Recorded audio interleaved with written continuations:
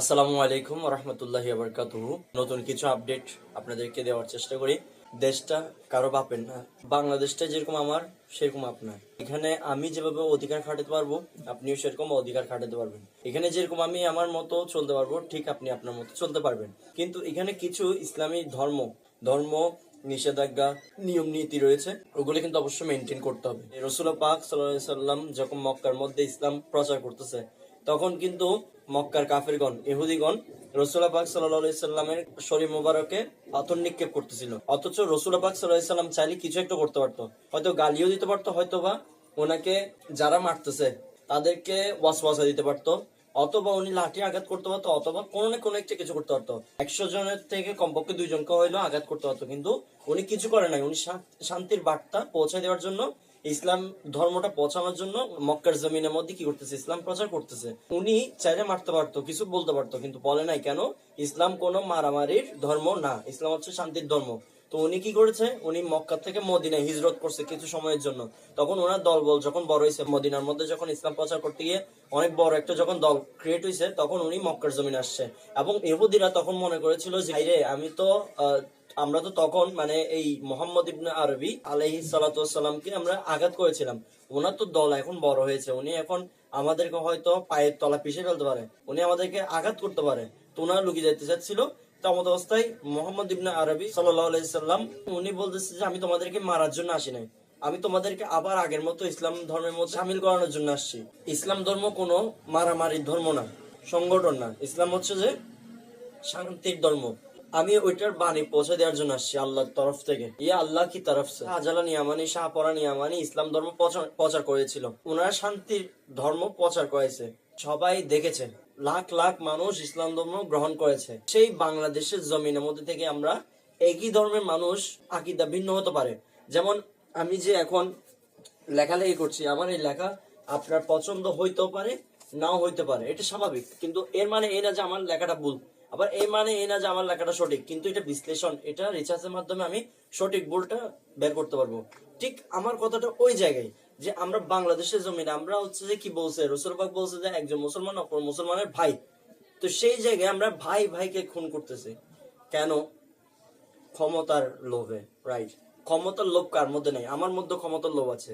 আমাকে যদি আজকে চেয়ারে বসান, ওই নরম তুলতুলে চেয়ারের মধ্যে বসান, আজকে আমি বসলে আমি উঠতে মন চাইবে না। তাই বলে কি আপনি আমাকে হত্যা করতে পারবেন? আর তাই বলে কি আমি আপনাকে হত্যা করে আমি এই সিটে বসে থাকবো? না, এটা কিন্তু ঠিক না। আমাদের এই রাজনীতি হইতে হবে। রসুল পাক কি রাজনীতি করে নাই? হেল্পফুল ফজল সংগঠন কি করে নাই? আমার মুর্শিদে করিম কি রাজনীতি করতেছে না? ওনারা কি মারামারি করতেছে? তো রাজনীতি করতে গেলে মারামারি করতে হবে, একজন একজনকে গুলি আঘাত করতে হবে, গুলি করতে হবে, ছুরি আঘাত করতে হবে, বিষয়টা এমন না। হ্যাঁ, আমিও যেরকম যোগ্য, আমার পাশে যে থাকবে সেও যোগ্য। এখন ভাই, একটা রাষ্ট্র কায়েমের জন্য, রাষ্ট্রের দায়িত্বের জন্য দুইজন একসাথে তো নিবে না। দুই দলে দুইজন মানুষকে তো নিবে না একসাথে, যে কোনো একটা দলকে নিতে হবে। তো যে কোনো একটা দলে একজন মানুষকে নিতে হবে মেইন চেয়ারের মধ্যে।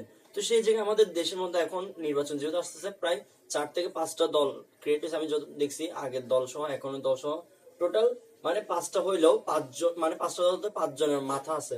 এই 5জন মাথাকে অবশ্যই সবাই কিন্তু যোগ্য। 5জন যোগ্য থেকে যে কোনো একজনকে সিলেক্ট করে বাংলাদেশের দায়িত্ব দিতে হবে।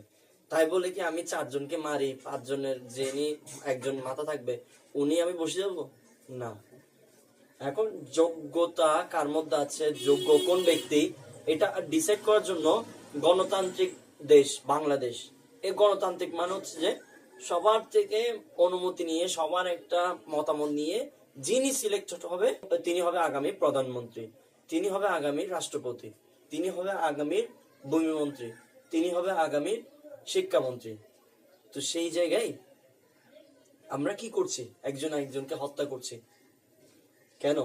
কোরআনের মধ্যে আছে তো, যার কর্ম যেমন সে ফল পাবে তেমন। তো সাইন্টিফিক এর বিষয় হচ্ছে কি, সায়েন্স আসছে কোরআন থেকে। সাইন্টিফিক একটা লেখা আছে, সেটা হচ্ছে যে প্রত্যেকটা ক্রিয়ার প্রতিক্রিয়া আছে। আজকে আপনি যাই কিছু করেন, কালকে এটা ঘুরি ফিরিয়ে ঘুরি নিজের মধ্যে আসবে। যে নূর ইসলাম ফারুকী হুজুর 12 সালে একজনকে হত্যা করা হয়েছে। তারপর হচ্ছে যে আবরার ফাহাদ, তারপর উসমান হাদি, এদিকে রইসউদ্দিন, হ্যাঁ, তারপর হচ্ছে যে কুষ্টিয়ার একজন এমপি ইলেকশনে দাঁড়িয়েছে ওনার ছেলে।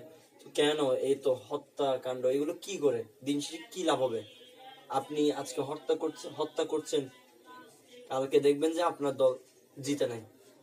তো যেই দলের পার্সনকে আপনি হত্যা করছেন সেই দল যদি জিতে, আপনার কি অস্তিত্ব থাকবে?